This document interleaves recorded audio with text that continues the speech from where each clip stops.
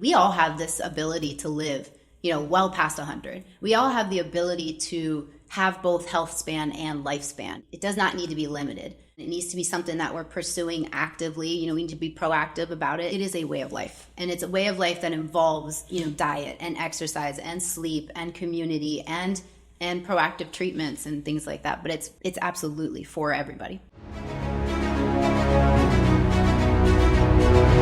What if I told you that the same mindset that builds championship teams also builds an extraordinary life? The same discipline that drives elite performance to greatness is the discipline that unlocks a longer, stronger, and more resilient future. This is where peak health meets peak performance, where we explore the science of longevity and the mindset of greatness. Because your legacy isn't just what you leave behind, it's what you show up with every single day. This is the Legacy and Longevity Podcast. I'm Zach Dansell, your host. Welcome to another episode of the Legacy and Longevity Podcast. Today we have someone very special to me, Stephanie Misanik. She has her master's in clinical nutrition. She's a board certified clinical nutrition specialist, and she's a licensed dietary nutritionist. She currently is the clinical director at Nava Health, where she leads the integration of functional, regenerative, and longevity medicine into the everyday practice, and nearly 10 years dedicated to Nava. Stephanie has been instrumental in shaping the organization's growth and innovation. As Nava's former director of nutrition, she built the team to more than a dozen master's and PhD level certified nutrition specialists, creating the first and largest CNS-only team in the United States.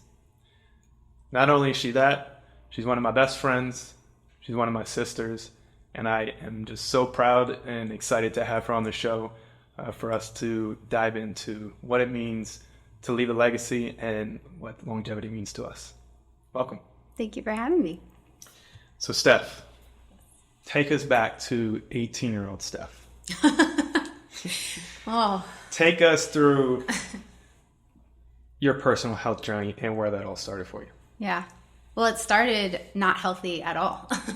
Unlike you and being a professional athlete at a super young age, I didn't have that in my life, right? So I grew up, my parents were divorced. I grew up with my father. He worked super hard to raise me, and it was just me and my sister. And, from 8 years old on, I was in charge of cooking. I became the head of the household. I made dinners for everybody and, learned how to just sustain myself with nutrition a little bit from a young age. But I was like every other high schooler. I was excited when we got the soda machine in our school, and, I was excited when we had the snacks in the school and, whatever. And, didn't eat super healthy. And, even through college, right? Didn't eat a great diet. Lived like probably most college kids, all fast food and junk, and, was out too much and probably drinking too much and just, not taking care of myself. And I felt terrible. I felt absolutely terrible. In my early 20s, I probably feel like what I hear most women in their 50s feeling like today when I talk to them as patients, And I had no energy. I had terrible anxiety, terrible depression. I had a very hard time just functioning day-to-day life. Always worked really hard, was able to always do that, right? But just really struggled. So, at some point I remember meeting this man, and I don't even remember his last name, and I don't even remember how he came into my world, but this guy came into my world. I remember his first name started with a P. That's all I remember. And he gave me a book about a plant-based diet. And 20, whatever, 18, 20, not even 18, I can't give myself credit. I want to say early 20-year-old Stephanie had no idea what that was. No idea. I had never heard of plant-based. I had no clue what vegans were. I had no clue what any of that world was. But something in me was intrigued by it, which was weird because I'd never been in the health space or anything. And so I read that book, and I very dramatically, you know me a long time, very dramatically changed my diet. So it went from, complete junk food, and alcohol diet, I would say, to, a completely vegan, plant-based diet, all organic, all well-sourced foods.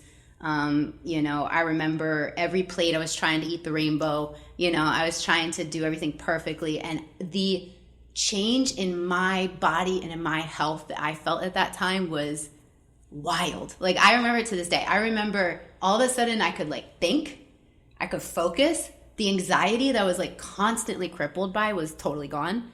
didn't have it at all. I felt like I had like a new take at life, I guess. And, that really like fueled my whole journey into this world that you and I have been in for so long now. I'm assuming you strongly believe, as I do, and knowing you, I know you do, but talk to us about the meaning food is medicine. Well, let food be thy medicine. Food is medicine. Food, I've had the privilege of healing myself through food. I've had the privilege of walking hundreds, if not thousands, of patients and clients that have come through the doors of Nava over the past decade, to health through food. And I think food, especially in this world and especially with women, gets a very bad rep. We really get to a point where food is almost like an enemy, or it's like a hot stone. Like, we don't want to touch it. We don't want to talk about it. There's a lot of disordered eating, whether it becomes a full-blown eating disorder or not. And I really want people to like reframe how we think about food. It's such a beautiful way to connect in a community, to cook together as friends, as family, to grow your own food, even if it's just like a tomato plant in the backyard. It doesn't have to be like a whole regenerative farm. But just, I love the community that food creates. It reminds me of growing up and making food for my dad and my sister, and, have us having dinners and things together. I just, that's what food means to me. So when food is thy medicine, it's the medicine in the sense that it brings community together. Community is absolutely critical for health. You cannot have health without community. And then obviously you can very dramatically shift the trajectory of your health just by tiny little tweaks in the diet. So we say food is medicine, but let's dive deeper into that. Yeah. Can food actually heal and cure? Yeah. I mean, I've seen it, right? I've seen people in boatloads of pain and to the point where they're not able to ambulate without pain, they're not able to walk without pain, or they have mobility issues. We change that diet and we reduce the inflammation, and all of a sudden they're up and moving. And we both know movement is critical, right? You can't have health without movement. So, I've seen that. I've seen diabetics and folks with neurodegenerative diseases dramatically change their diets and see their symptom progression slow, or even reverse, right? And I think sometimes, and it's not really, it's a result of the medical system. Doctors they know a lot of things, but one thing they're just not taught is nutrition. So it just doesn't become part of the conversation, and it has to be. We can't talk about health without talking about nutrition and what we're putting in our bodies all day, every day. Right, and it's crazy to think that the doctors, the nurse practitioners, the PAs that are going through medical school, spending all this time, years, residency, most curriculum at these medical schools don't require a single hour of nutrition. No, it's wild. I remember when I first learned about that. One of my mentors actually, taught me about this. And I think the stat I heard, and we'll have to fact check everything, but the stat I heard was they get about 4 hours of nutrition training in medical school. And the majority of it is around gout and, high purine foods, which is a whole other topic for another podcast. But, I think now I will say, like, I'm very encouraged. You and I both have the luxury and the privilege of working alongside a lot of clinicians over the years. And I will say, like, at least Nava clinicians, the ones that have come into our world, they are the ones that are going outside of the norm, and they are learning nutrition, right. And they're making nutritional medicine a real core of how they practice. And you can see it. I mean, if you can see it in the patients they treat, right? Like, you can see that they just come alive, and you can see the really dramatic impact that nutrition has on someone's overall health. Yeah, I mean, let's talk about some of the stats, right? Yeah. 70% of the U.S. is either overweight or obese. Right? Yeah. A lot of the data that is coming out, right, is because of what we're eating, right? Yeah. The ultra-processed foods, the, high inflammatory seed oils, right. The food dyes, the sugar. Right. The fact that our doctors of the world, that, we're putting our lives into their hands. Let's talk about that health, that revolution that we're creating here. Yeah. Right? How the doctors and providers here, because we know the importance of medicine, that food truly is medicine, that right. It can heal, that it can treat. It might not be the main cure, mm-hmm. but it's certainly part of that conversation of every single treatment plan Yeah. to cure or treat, Yeah. to heal yourself.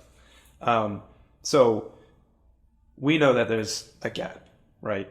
Nothing in the curriculum for these people that we're putting their lives in the hand. Mm-hmm. Talk to us as a Nava provider, right? Yeah. Talk to us about what we've been able to implement here to, be able to train our providers about nutrition. Yeah. How that is truly being applied as we have a team of the medical side, your doctors, nurse practitioners teaming up for these super personalized plans, right? With our team of nutritionists, right? How powerful is that really? Oh my gosh. I mean, I haven't found it anywhere else. Like nowhere near how we do it. And and I'm not, I'm smiling because that has nothing to do with me or you. That has everything to do with our clinicians. And, we have been very blessed over the years, Zach, to have some of the best, absolute best nutritionists and clinicians, work for Nava. And I think what we do differently, and this has always been, and you've kind of always known this about me, but since day one when I joined Nava, right, I joined in a position that no longer exists, I was a health coach. I wasn't even a nutritionist yet, and I realized very soon that what we created, even back then, was needed to be built upon it and was something that differentiated us, right? So as I was kind of growing up in the ranks and went back and got my master's and like moved more into the world of nutrition and leadership at Nava, it's always been my absolute mission that our nutritionists work laterally with our physicians. We don't have any kind of hierarchy in that way at Nava because you cannot have health without both. Therefore, they are lateral. And, a lot of our, for a long time, we had our provider meetings where we had all the medical providers and all the nutritionists in the same meeting discussing cases, integrating care, coming up with personalized treatment plans for people. And you just do not see that in regular medicine. And it's a shame, it's really a shame, I think, in the regular medical world. And I kind of always say this jokingly, and it's sad, but it's true. Like the nutritionists are looked at as like the bottom of the rung, the dirt on the provider's shoe. It's like, oh yeah, go see a nutritionist. They'll teach you how to count calories and, color code your food, but that's not what nutrition's about. And I think, one of the reasons I love Nava and I keep, it is such a passion for me is because you've always given me that space. The clinicians have always given me that space to grow those two teams together and to integrate care together. And I think that creates something super, super special that you just cannot find and do not find anywhere else. Even if you go to other clinics, right, that have provider teams and nutrition teams, you don't have them going through the same training that we do, right? As you know, we train everything we do at Nava is very protocol driven in a personalized medicine space, right? So everybody's coming from that same practice philosophy. Everybody is treating with the same, goal in mind. And I think having that environment is so critical, right? Like if you just have everybody kind of doing their own thing, practicing their own philosophy, then you can't really, you can't come together as a team and really create change. Yeah. No, it's like they say that, if you want to go fast, go alone. Yep. And if you want to go far, and go together. Yep. And that's one thing I think we've done really well implementing here is that there isn't a hierarchy, right? It doesn't matter what your title is. It doesn't matter what your position is. I've told you guys this from the very beginning. If you can add value, if you can bring knowledge that can get us closer to our mission, right? To be able to help people with what they're currently going through or just to overall help them with longevity, right? Mm-hmm. Then you should be able to sit at the table and be able to help make those decisions. In the modern medicine world, doctors are perceived and viewed as God. Mm-hmm. And I think what we've done really well here is that everything is just as important as the other. Yeah. Right? Our doctors are just as important as our nutritionists. Yeah. Just as important as our nurses, just as important as our massage therapists and acupuncturists, right? Because everyone works on a different system. Everyone works at a different level. Yeah. But we're all working together for that one specific client at that one specific time. Exactly. To get them to that next step of longevity. Yeah. So it leads me to, my next question is, it's the Legacy and Longevity podcast. Mm-hmm. Who is longevity medicine for? Well, if you're a human, it's for you.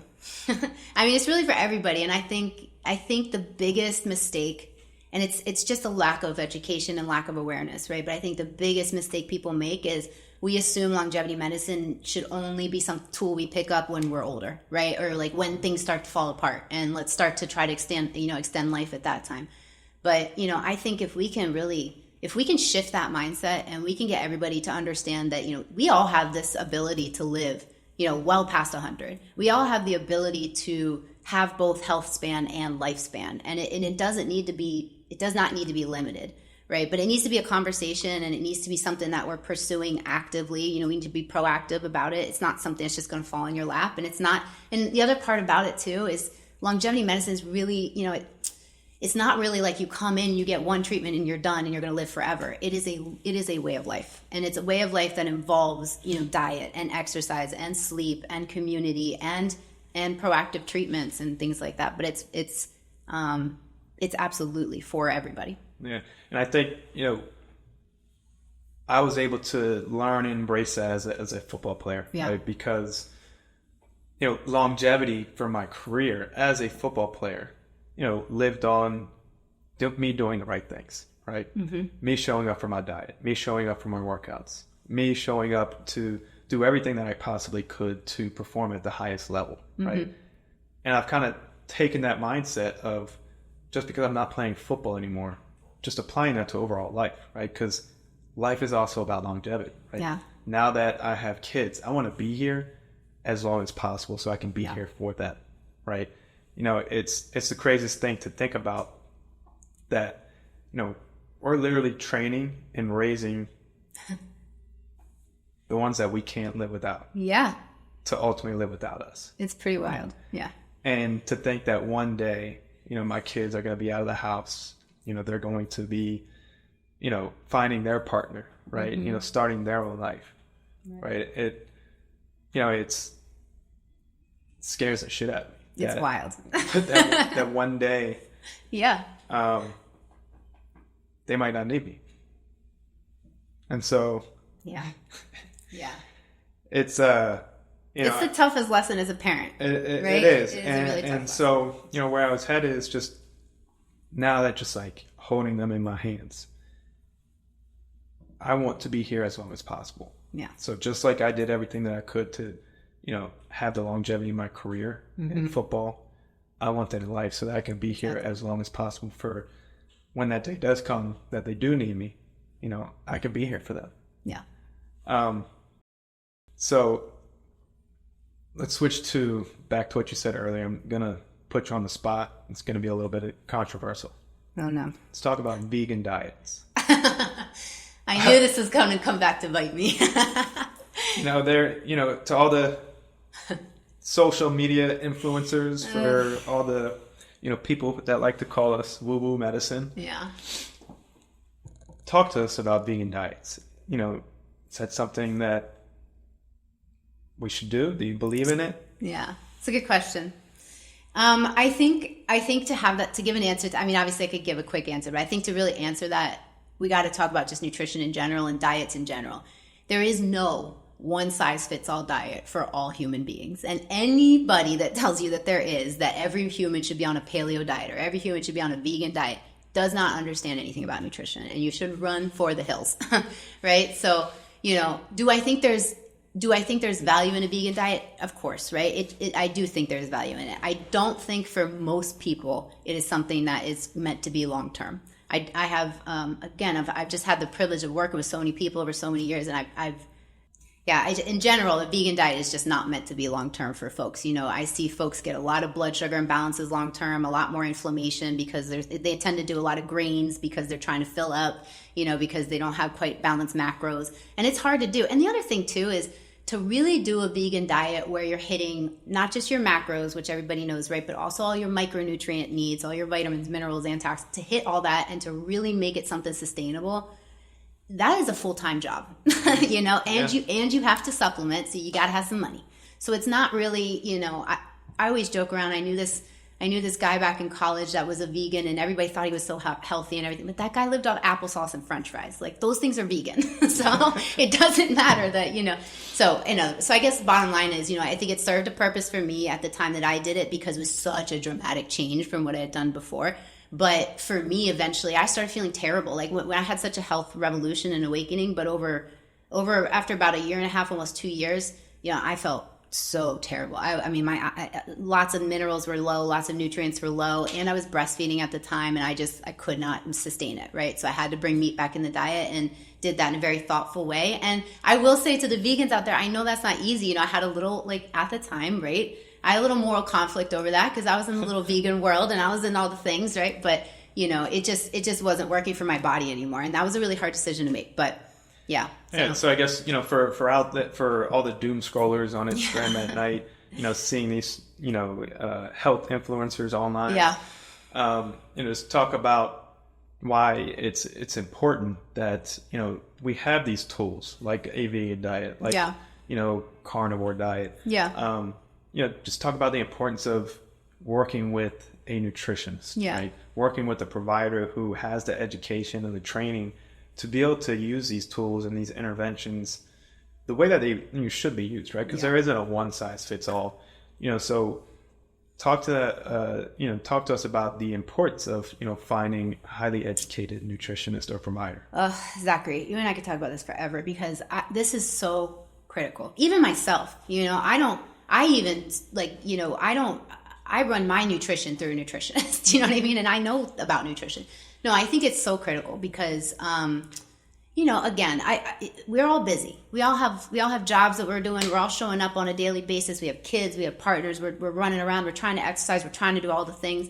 Nutrition is not, again, it's not a one size fits all. So it should be personalized to you. It should be personalized to you based off some kind of data, not just a feeling, and not just because this is the latest trend diet or because this influencer that you follow is looks the way you want to look and therefore you should follow their diet. That's, you really should go through, you should go through testing. You should get biomarker testing. We should look at, what does your inflammation look like? What's your cardiovascular status look like? What do your hormones look like? What does your gut health look like? Most importantly, right? I want to know what all that looks like before I even remotely say this diet might be appropriate for you. And I think, that gets lost in the sauce a lot of times, but I think it's super important. And nutrition needs to be personalized. And the last part I'll say about it is it's not like let's say I'm seeing you as a patient today, and we decide, okay, at this time in your life, this is the best diet for you. But that doesn't mean, for the next 40 years of your life, that's the diet you should follow. It's something that we're constantly tweaking and optimizing over time. And, it requires check-ins. It requires updated, data and collection and lab work and things like that, because we're always changing. We're changing based off, our hormones. We're changing based off our stress levels, how we're sleeping. We're changing based off our environmental exposures. What are we around, and, it's unfortunate, but I'll say too, like I've seen people really get married to the idea. I mean, die hard to I have to follow this specific diet, and it's and I've seen people, Zach, put themselves in the emergency room because of that. I've literally seen it. I've seen really, really serious side effects from people just trying to stick to a dogma that they've heard on whatever social media. So it's so critical, and it's critical not just to work with someone that has the experience, but someone that you jive with, that you connect with, that gets you and you can understand, but that also is working on data. Great point. You've been around me long enough. Yeah. We've worked together long enough. What is the most important thing in business? Data, baby. Okay. So what is the most important thing in the medical space? It's the same thing. Right. So Let's talk about data. Mm-hmm. Right. Why is it important to continuously do labs, right? Why is an annual physical not enough? Yeah, because it's just simply not, right? I mean, it's in my opinion, it's not ethical to treat just simply based off symptoms. It's just not ethical. You're missing data points that you can very easily acquire, So for me, I've never understood that. I remember back in the day, as I was learning this stuff before I was at Nava and I was practicing on my own, trying to talk to my primary care physician, trying to get a couple tests added. And I swear it was like I was asking for his firstborn child. It should not be that serious. Decisions should always be made from a state of data, right? What do we have? What do we know? What is the experience we've been through? What are the outcomes we're expecting? And it shouldn't be based off a whim or a random symptom. It needs to be data driven. Which is it's almost completely opposite of the modern medical system. Well, yeah, because it certainly is. Well, and unfortunately, And, and it's sad because I know you and I both, we know a lot of doctors, we know a lot of clinicians that, are in and out of that conventional medical system. And I think they want to do the right thing. I think they want to get the data. I don't know any doctor. I think most doctors want that data, right? But their hands are tied, and unless they're in a totally cash-based business, they are tied. But to insurance, they're tied to, standards of care, and they are expected to follow a certain regimen of, if this, then that, if this, then that, and that's how they're trained. And I get it. And I think, that stuff is where that stuff in my head is incredibly important is in an emergency setting. Right? If I have a heart attack and I show up at the ED, I want all those medical practitioners to have a A, B, C, D, E, this is what we do, and it just flows, right? But when you're talking about chronic disease, it's there's so much more to the conversation, and we have to break this chronic disease free. We have to kind of separate emergency medicine. Like if I break a bone, I'm going to I'm going to regular conventional medicine, right?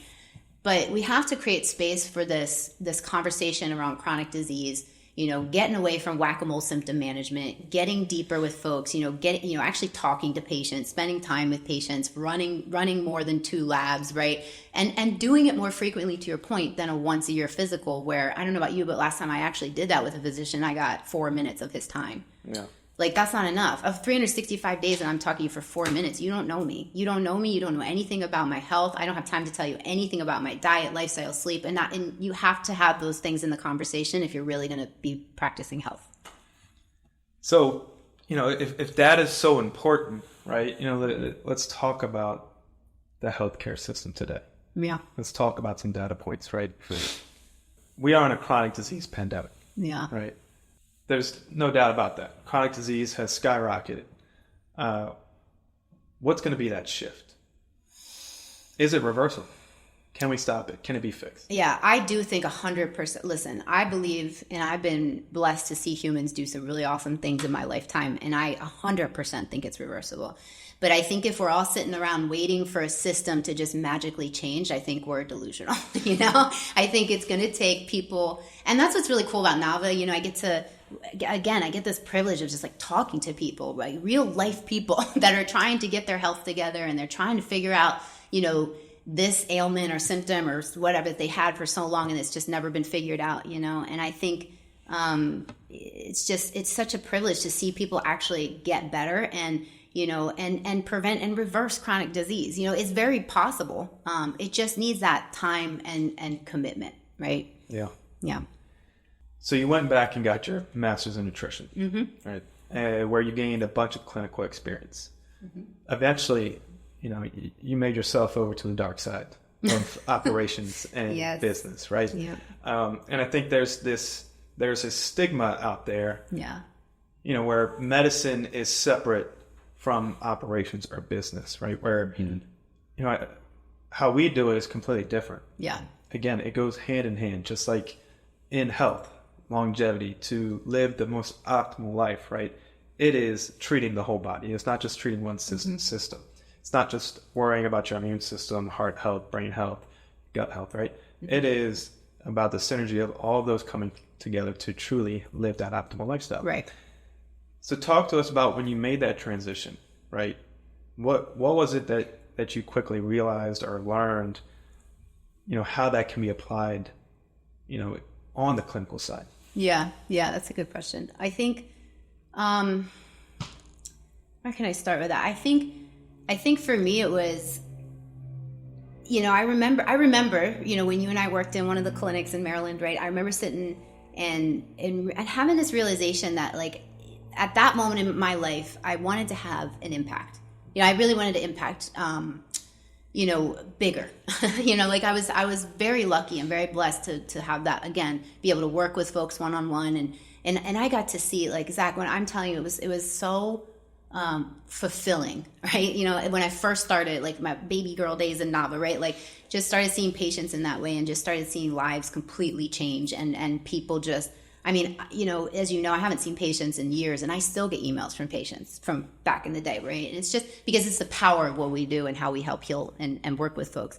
But eventually, I think what happened was, I got to a point where I realized this is going to take a while if I go one at a time, just meeting one person at a time. So I wanted I wanted to have more impact on the actual clinicians treating the patients. I wanted to come like a little bit out of patient care, help to implement protocols and help to really be that like backbone for the clinical team. And that's what I would describe, like now, fast forward a million years to where we are now, that's what I would describe that relationship between operations and clinical staff. Like, the clinicians are the front lines. They're out there. They have to know their stuff. We don't mess around at Nava, and they know that, and they work very hard. We don't have any clinicians at Nava that are not working hard to follow our protocols and expand our protocols and learn more and do more. But I think what operations gives them is a backbone to practice effectively. And and what's really, again, like this really cool theme that we have at Nava, there's no hierarchy, and we all work together. So when we have we have our biweekly directors meetings, and we have medical directors, we have myself, we have a nutrition directors in there, we have operations staff in there, because again, everybody gets a seat at the table. Everybody's experience is important to help us continue to take this medicine to the masses. And I'll say this too, like, again, working with a lot of physicians over the years, they would say this to you, that they're not business people. Mm-hmm. They have not been to business. Some have MBAs, and that's a gem, right? But for the most part, your physicians do not have experience or training in business. And so I can't tell you how many physicians have come to me over the years and just been like, thank God you guys are here, because like I don't know how to do any of this. I don't know how to how to do all the finance piece and the whatever, the technology and whatever it is. So I think that's what makes us really unique, is that we all work together. And you really can't have a successful practice without both. Yeah. And you said something about wanting to make an impact. Yeah. We call the show Legacy and Longevity, right? What does legacy mean to you? Legacy quite simply means leaving this place better than I found it.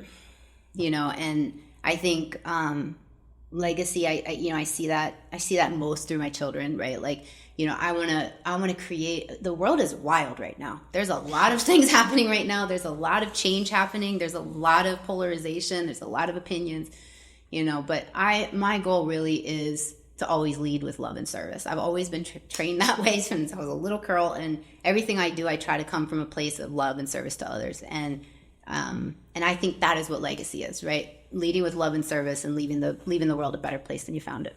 What does it mean to you to be a great leader? I think it means to have a powerful and positive impact, whatever that is, right? Like whether that's on my staff or our staff, or whether that's on, a potential prospect that might want to come to Nava, or some, whatever. I think it's, I think that's genuinely what it is wanting to, like, stripping all the titles and all the ego and all the things, and just being of service. Yeah. Yeah. No, it's right. 'Cause as a leader, we are in service, right? Yeah. Because if we're not successful at leading our teams, at leading our clients to success, right? Then what do you really have? You have nothing. Right? You have no business. Right. So, let's go back to, you said you learned lessons, right? You learned through failures.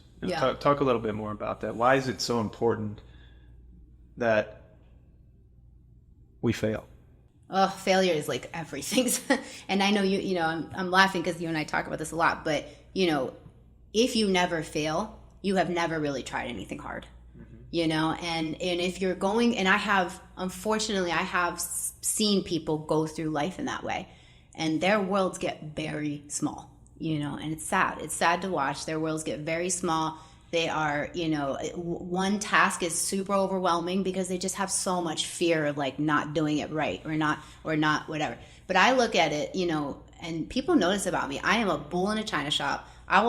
I don't care. I'll be the first to just try and make the mistake and whatever, because that's what we have to do to just like learn and get better. And, you cannot have growth without failure. You absolutely cannot. And if you're not looking back on the failures that you've had and learning from them, then you're also missing the boat, right? Mm-hmm. So I think I've made tons of, not just in leadership, but in life in general. I have failed innumerable times, but I've also had the privilege, and I mean this, of picking myself up from those failures and the power that I get from that, and and it's not me doing it, right? It's a power greater than myself, and that comes in my life in a whole bunch of different ways, like in you and my friends and the people that I love and my children, and and I will always be grateful for the failures, because I would not be who I am today without all those crazy days.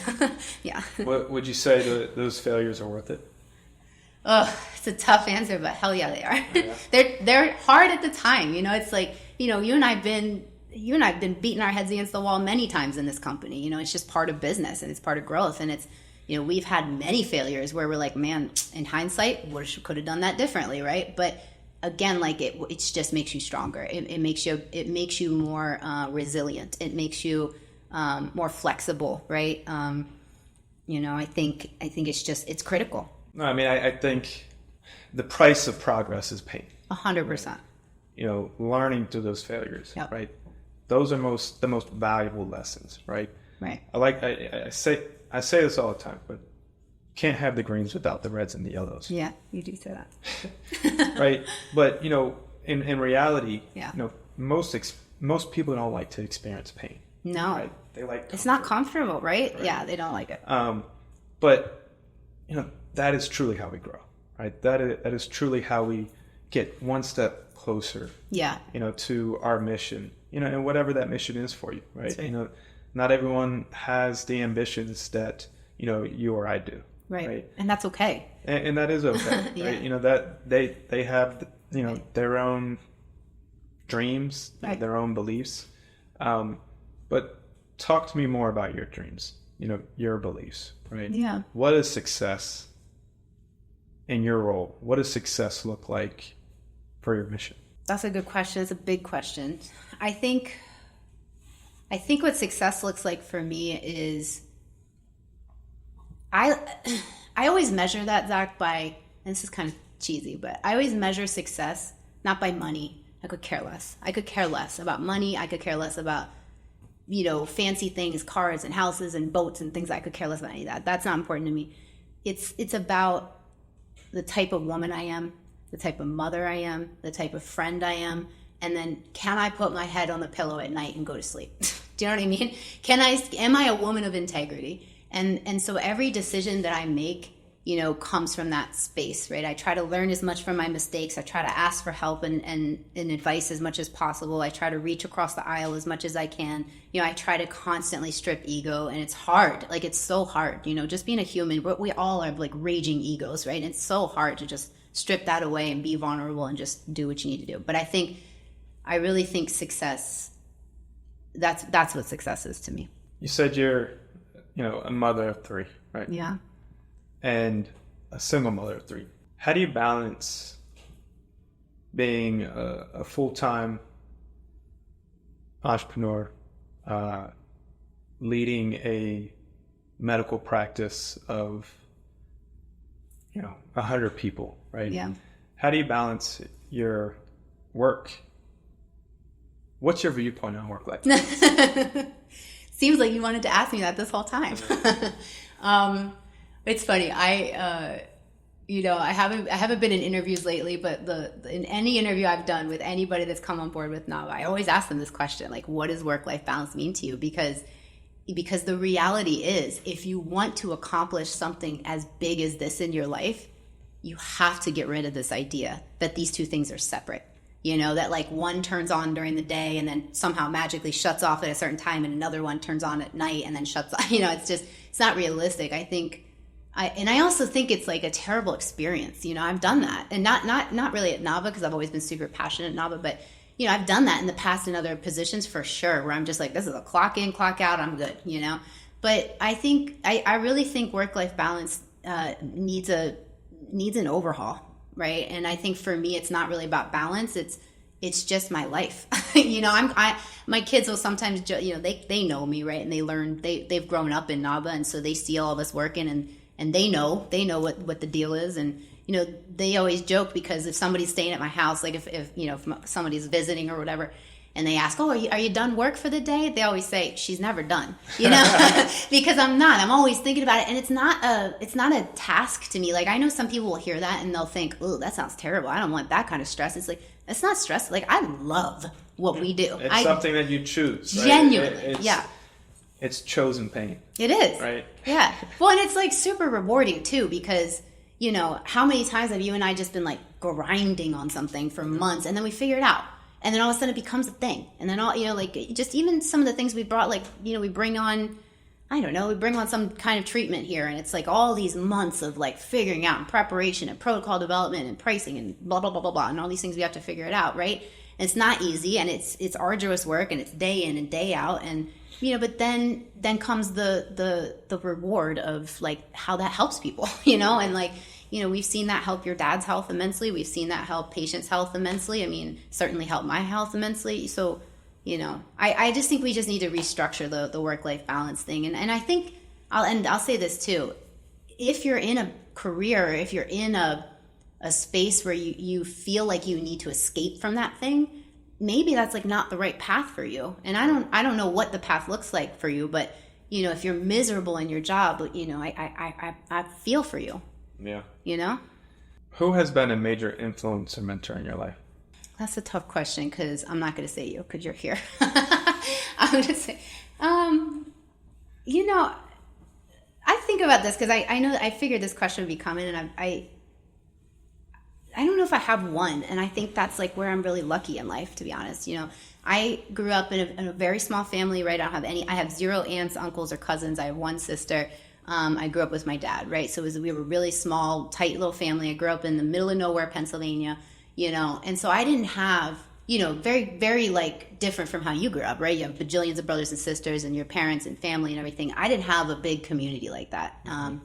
So I've always been really lucky to have like these amazing adults come in and out of my life that have just been like, or friends or whatever, that have just been great mentors and have like really taught me amazing life lessons. You know, I remember even back in high school, I had teachers that were, you know, incredibly impactful on, you know, on my life in a lot of different ways, right? One of those teachers is the one that taught me all, you know, when you and I do all of our editing and stuff and all the grammar and all that stuff. I mean, he's the one that really inspired that. And I remember writing 50 and 100-page term papers in high school, and I just loved that stuff, you know? And then as I got older, you know, again, just meeting people throughout my journey that really taught me some like invaluable life lessons. Again, like in my 20s, I came into a group of women that really taught me to lead with love and service, you know, and to get out of myself and be useful to others and be of service to others. And that really became my doctrine. And then, you know, I met you, and you challenged me in ways that sometimes I don't know I can do, you know, but that's what I love about you is like, that's our shtick is you know I can do it, and you push me to do it, and I need that kind of person in my life. Like, I don't want to be around somebody that's taking the safe route all the time, you know. So I think the long-winded answer to that is that I've been blessed to have a lot of mentors, and I look in mentors in everybody, right? My children are my mentors. You know, I learn more from my oldest Sophia than I do from any other human on this planet. You know what I mean? They teach me lessons all day, every day. So I think you just have to constantly be looking out for the lessons around you and trying to connect and not think you're better. And you know, never, Zachary, would I ever have thought that I would have connected so strongly with a football player, you know, like yourself, that's, you know, almost a decade younger than me. We come from very different backgrounds, but, you know, you mean the world to me, and you inspire me on a daily basis. And like, not many people get to say that about people that they show up with and work with every single day. Yeah. Yeah. I think one of my important philosophies of leadership is, you know, the team that you have. 100%. You know, what defines a successful leader to me is by looking at their team. Right? Are they successful in what they want to do? And, you know, I take the approach of, I'm going to push you as far as humanly possible. Yeah. Because if there's something that you want bad in life, if there's something that you want bad enough in life, there's not anything that we can't achieve. That's exactly if we really want to. That's exactly right. So I'm going to push you as far as I possibly can. Until you tell me not to. Yeah, but I think it's different than most people, right? Like most people do not want to be pushed. They're scared to be pushed. They want to stay small because they're scared of failing. They're scared of what they're going to look like to everybody else. And I think at some point, and you've helped me immensely with this, Brock, right? Like one of our teammates, Brock, he's helped me immensely with this. Is just, who gives a shit? Who cares what anybody else thinks? It's like, I certainly am not thinking about anybody else. I'm thinking about myself, just like everybody else is, you know? So nobody cares, if I let that stop me, I would never be clinical director. Yeah. Because I have to work with physicians that I am not a physician. Do you know what I mean? And it takes a certain level of, something to get through that. Yeah. Yeah. No, I mean, I think, you have to have this delusion. You have to be delusional. You got to have this yeah.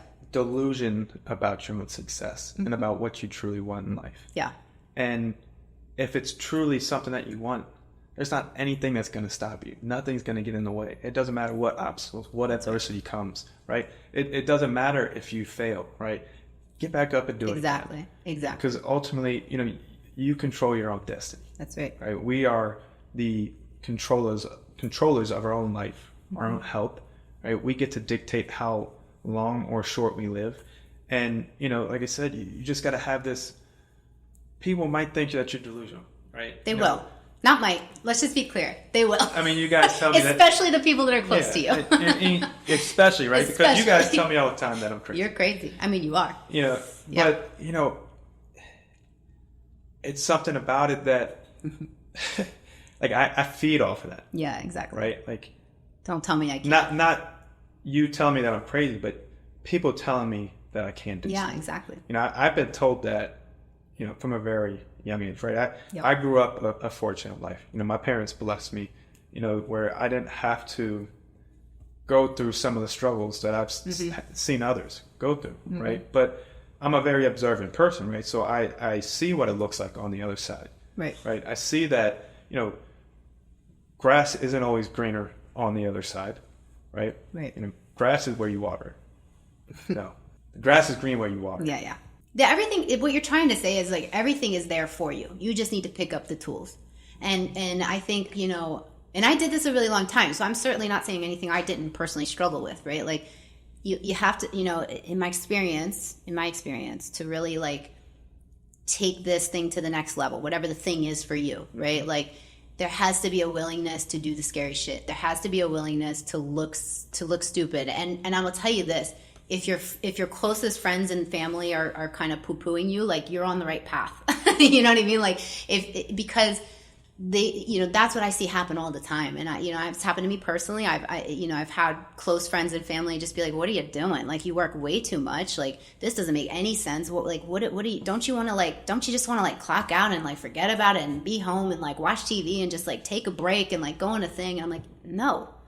Like for me personally, it's just not, I don't want to do that. I've done that. I did that. My whole 20s were, a lot of waiting around for something to happen, and feeling entitled, like I should get something, and it's just, that's not the way it works. You got to work hard. But it's not just about life, right? It's in all things that we do, right? It's your health, right? Exactly. If you want to get in shape, if you want to get that six pack, if you're trying to get off 10, 15 pounds, if you want to live a longer, healthy life, right? There, regardless of what it is, it's going to be hard. Yeah. It's hard being sick. It's hard being healthy, right? So you have to, at the end of the day, pick your heart. 1,000%. And I think too, like, again, it's not going to be, we have this medical system that's taught us like, oh, you have an ill and here's a pill, like a pill for every ill, or, oh, you come and you do one thing that takes no effort, right? Like show up for surgery. The effort is you have to drive there, but then they're knocking you out. They're doing the surgery, right? Or take this pill. The effort is you have to take the pill. Like, it's this reactive model, and it doesn't really lead to health, right? It leads to reactive medicine. So I think, like, taking that same mindset to health, right? Like, you're not going to have, like the influencer gym body and the perfect, biomarkers without putting effort in. It's not going to be a quick fix, guys. It's not going to be a diet you saw on Instagram that you follow for a week, that you have a cheat day. It's not going to be a magical supplement. You just take 1 or 2 supplements for a week and it changes your whole. It's not going to be that. It's going to be consistent and persistent action over time, and sticking to a plan. And it has to be, like to your point, has to be that in health, has to be that in business, has to be that in, same thing with my kids, right? Like if I'm not consistent with them, my house becomes absolute chaos, super quick, as you've probably seen, right? And I fall into that trap where I get overwhelmed because I'm a human, but I try my best to be like a consistent and persistent state of like, steady state for them. And I think that's what you got to do. What's one health practice that's a non-negotiable on a daily basis? I can tell you that in 2 seconds, and it is my morning sauna time that you always interrupt. No, I love the sauna. It is my space for everything, right? So every morning I drop my kiddos off at school and I go to the sauna and I sit in there for about 30, 40 minutes and I just, I meditate. I think about the day ahead. I do breath work. I stretch. Like I get connected to my body. Sometimes, it's not ideal, right? Sometimes we're in a meeting and I'm in the sauna and sometimes I got to just do what I got to do. But for the most part, that's my quiet time. I have no kids. I have no you. I have no everybody else. I have no providers. I have no nutritionists. I have nobody, right? And I can just, because I think you need that. I think especially at this level that we're at, where you're constantly grinding and constantly going a million miles an hour, like you need that space where you can just center, reset, prioritize what you're doing for the day and not just be like a whirling dervish going through life. Is it all worth it? Fuck yeah, it is. Yeah. Yeah. It ain't easy, but it is worth it. It is worth it because I know my kids are going to grow up in a different system. I know that. Like, I know we are going to impact, and not just us, everybody in this movement. I see it happening already. We both see it happening already. Like, people are waking up. And I think COVID had a big part in that. And I think people started taking, health seriously, and I think we're seeing an evolution in that. And I'll tell you, like, my kids, it really shocks me. Like they know basic stuff that I did not know at their age. They know what's healthy, what's not healthy. They're all into sports and they're very active and, they all have some kind of like, they do yoga and they have like this whole, and like, what a great like head start in life that they're getting, but yeah, totally worth it. What's the best advice that you ever heard or received? That's a good one. I think there's so many. Oh my God, my brain is like flooding with them. But one thing I always come back to, and I say this before anything, I said it today before I came here, I say it before any, public speaking I have to do, any kind of, tough, difficult conversation with a staff member, something like that, right? And that is be brief, be honest, and be seated. And because I can tend, when I get nervous and when I get in my feelings and when I let emotions take over, I go all over the place, right? So it just helps me like stay centered, come back to what's important, which is, love and service to others, and come back to that space. So that's it for me. Okay. I mean, I think I love that because I also, practice that, no matter what's going on in life, right? It's going to be okay. It's going to be okay. Right. It'll pass, right? Seasons come and go, right? There's going to be storms in life, right? Adversity is promised to us all. I'm sure. But those who are willing to embrace it, right? Embrace the suck, embrace the pain, right?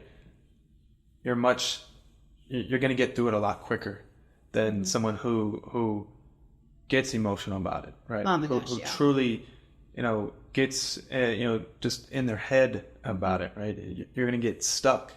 And so, the metaphor of the cow and the bull, right? In a storm. Right? When a storm comes, the cow, they run away from it. Yeah. Which only keeps them in that storm longer. In that fear state, yeah. In that fear state. Yeah. But the bull, right? They're going to run right through it, right? Because they know that the sooner that they embrace it, the quicker they can get to that storm. Yeah. Out to the other side and see the light at the end of the tunnel. But knowing that this will pass. Yeah. So staying centered, understanding that it's going to be okay. It will be. It is something that, I practice daily, regardless of what's going on, no matter what adversity that we're facing. The world could be ending, right? I have comfort knowing that I get to spend so much time with the people that I love. Yeah. Circle's small, but it's tight. Yep. Right. And it's done like that on purpose. Yep. Right. Because those are the people that I truly care about, right? Because I know that they care about me. 100%. I know that they would give their life for me and I would give their life for them. Like, there's nothing more important in life to me than family. Yeah. Right? So being able to spend as much time with family, right? That's what it's all about, right? 100%. And if we're not doing that, what's it really the point? About? Yeah. What's the point? And we're really lucky, Zach, because I think a lot of people don't have what we have in terms of our team. And I don't mean just like work team, I mean like life team, I mean that, they know who they are. Right. And I think, again, I get chills anytime I think about it, because we genuinely would do anything for each other and have, and we have been through some trials and tribulations as a group, and, and then in the end, right, we always come back to that same space of, we're all willing to do whatever it takes. And it's not all, again, I'm a little bit older than you guys, but like it's not common to find that, and that's another thing that keeps me so dedicated to this mission, is like the energy behind it. Brock says this very well, and he says all the time that just the amount of energy and blood and sweat and tears that we have put into this work over the past decade has just been so immense that you can't not get something from that. You know what I mean? Like, you can't put that kind of energy out in the world and not have some kind of impact. And I think sometimes you and I sit, because we're sitting in an office and we're trying to figure out all the hard problems, and sometimes we forget, like, we've impacted 60,000 people, and they've all impacted their families and their families' families and their friends, and like what an honor, and it really is a huge honor to have had that kind of impact. And that's all I've ever wanted, since that moment that I got that plant-based book, right? Like genuinely, right? When I got that book and I had a little moment in my 20s where I was like, what am I doing? Like, I got to get my life together, and I got to take care. Like, I get one body. I feel terrible all the time, and I shouldn't, because I'm 20. Like, let me get my life together. And it's amazing that, if you had kind of surveyed my life back then, and for anybody that knew me back then, I apologize, but if you had served my life back then, you would have seen the people I hung around with, where that was a lot of why I was where I was, right? There were people that were not interested in doing better. We're not interested in being the best versions of themselves. They were interested in and I'm not saying anybody in particular, but they were generally interested in the least amount of work, the least amount of effort, sliding by, getting by, and so that was kind of like the energy or the mentality that I took on. But as I got older and I started putting, higher caliber folks in my life and started meeting people that were really dedicated to something, it completely changed my world. Yeah. No, I mean, I think, you are who you have. 100%. Right. Everybody, wants to eat. Everyone. Yeah. But not many people are willing to hunt. Not many people are willing to hunt. And I'll say this too, like, I am the only, in our really tight group, right? I'm you could sound the only woman there, right? So it's interesting. I never would have thought, like, I'm not a super girly girl, but I never would have thought that, like, I would find my people, like my tribe, my family, my brothers, like in late 20, early 30-year-old men. I never would have thought that. But like, but honestly, you guys make me a better person on a daily basis. All of you, everybody in our group. And, I would die for any of you. I genuinely would. And I think you need that kind of cohesiveness if you want to change the world. No, totally agree. We're talking about the impact that we're going to, that we want to make in life, our mission. I think that leads us to, this question I like to close out with. Yeah. When it's all said and done, what is the legacy that you want to be remembered for? I genuinely want my kids to be proud of me, and to know that my whole life's work was about making the world a better place for them.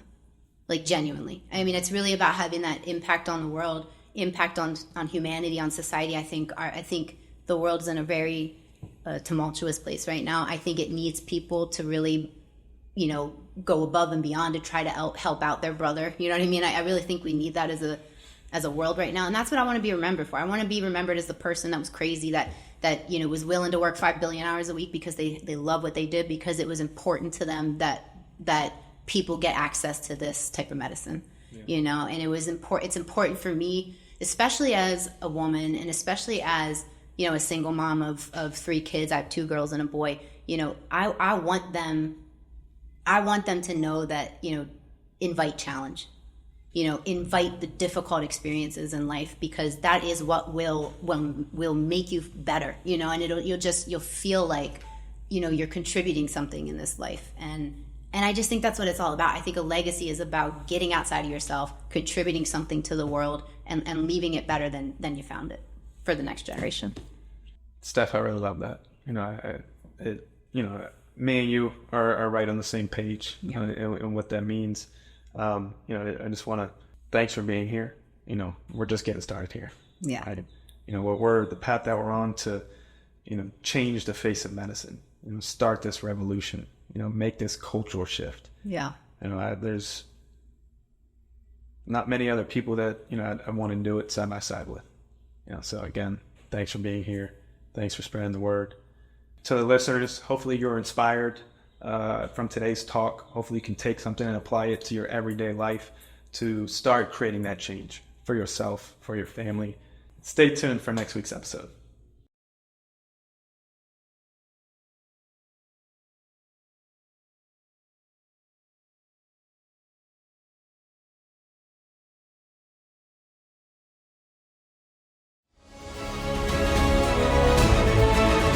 If today's conversation sparked something in you, here's what I want you to do right now.